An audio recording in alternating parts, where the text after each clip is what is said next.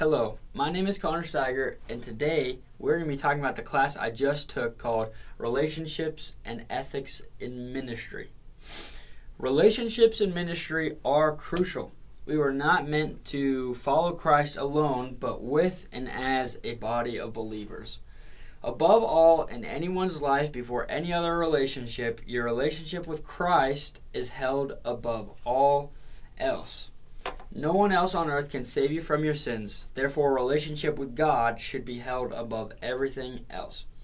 Deuteronomy chapter 6, verse 5 and 6 says this: "You shall love the Lord your God with all your heart and with all your soul and with all your might.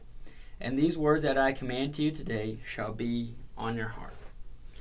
Every relationship in ministry or anywhere else should flow from a love for God.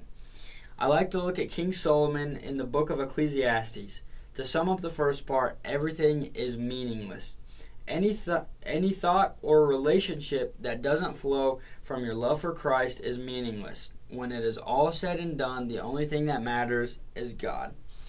Relationships should be held above all else when it comes to Christ. Next, relationships with family and friends are also important. I mentioned before we were not meant to follow Christ alone, but with and as a body of believers. All of us can benefit from a community. Loving Christ and serving God with everything you have will produce great fruit in other relationships. An example that comes to mind is marriage. Having Christ in a marriage is no-brainer. Having Christ in any relationship can boost your personal walk with Christ. Christy Northup, in her article, "The Power of Intergenerational Friendship," answers commonly discussed questions. Intergenerational friendships benefit both the young and the old. She describes these relationships to have learning and growing and mutual encouragement. Another relationship is family. Family is an absolute masterpiece of God's creation. Ephesians chapter 5 and 6 lay out a model for families, including instructions to first wives and then husbands and then parents and how to lead your kids. Husbands are supposed to love their wives and lead their wives, and together they are supposed to raise them in discipline and instruction for the Lord.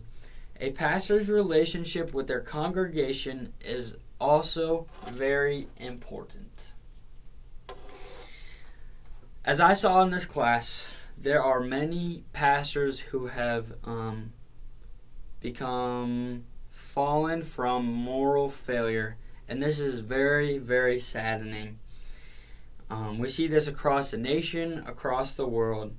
Keeping up with personal relationships in your marriage and your family at home and your friends, as well as holding your relationship with God and with Christ above all of these, can keep you from moral failure. Sin grows in the dark. We see many pastors fall to adultery, greed, lust for power, and many other sins that make their way into the church. Sin grows in darkness. And if you're open and share that part of yourself with your family, your friends, your spouse, and above all else, God, you will maintain a healthy life outside of the church office. And maintaining a healthy life outside of the church office and the pulpit improves the health and the fruit not only of yourself and your own life, but of the entire congregation through your teachings, through your serving others. Holding ethics clearly stated in the Bible will show your love for Christ and help you reflect His love in everything you do. Thank you.